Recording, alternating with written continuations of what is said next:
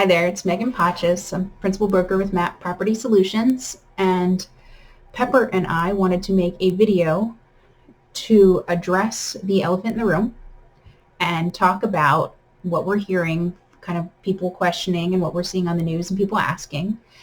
People think that the warning signs are all too familiar. Maybe escalating home prices have buyers and sellers worried that, this market's too good to be true and we're in another housing bubble. So Pepper and I wanted to make this video to address those concerns and to give you 3 reasons that we don't think that we are necessarily in a housing bubble, especially not the same as it was in the early 2000s when we had the big crash. So the first reason is inventory, or lack thereof, I should say. So in a healthy real estate market, we have about 6 months of supply for the buyers out there looking. Nationwide right now, we have about an average of 1.9% of supply. So there are not enough homes to sell to meet buyer demand. So think back to your high school economic days. Less supply, more demand means that the price of the product is going to go up because, of course, there's not enough of it to go around for every buyer out there. The home prices went up about 10% over the last year nationwide, and they're expecting possibly go up another 5% overall over the entire nation this coming year too, because of this lack of inventory. And I don't think that that's comparable to what happened in the early 2000s because it was a different type of market. Right now we have not enough inventory to sell, where in the 2005-2007 range we almost had too much inventory because everybody was trying to sell their house and make money quickly. But the market became almost oversaturated with these expensive homes, and people stopped buying them, which helped lead to some of the crash. It's one of many reasons why it crashed. But anyway, so our second reason is demand. A lot of the demand in the early 2000s was driven by people's fear of missing out. They wanted to get these homes. They had to buy a house. They needed to get the next step up, the next biggest house. And there was also a lot of shady lending practices going on, which, as you know, was another reason that that the 2008, the big crash happened.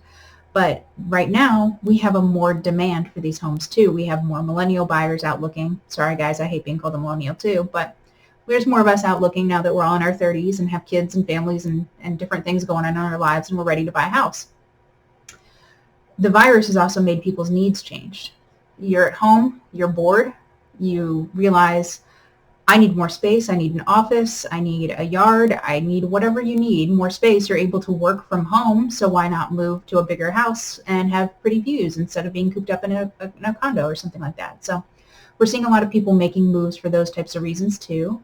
And then, of course, the historically low interest rates are driving demand because it is a great time to buy a house. You can afford a lot more house and your payments are lower.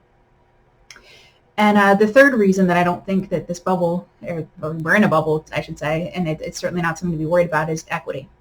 In 2008, there was very much a lack of equity in your home, especially in the 2000s. People would treat their house like an ATM. So they would cash out what equity they had built up in their home and use that money for different things. And then when the market crashed, they didn't have enough money.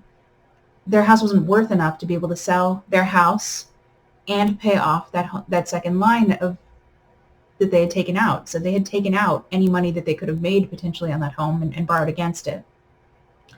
So that was another reason that drove a lot of those foreclosures, was that people couldn't pay back all that money that they had borrowed.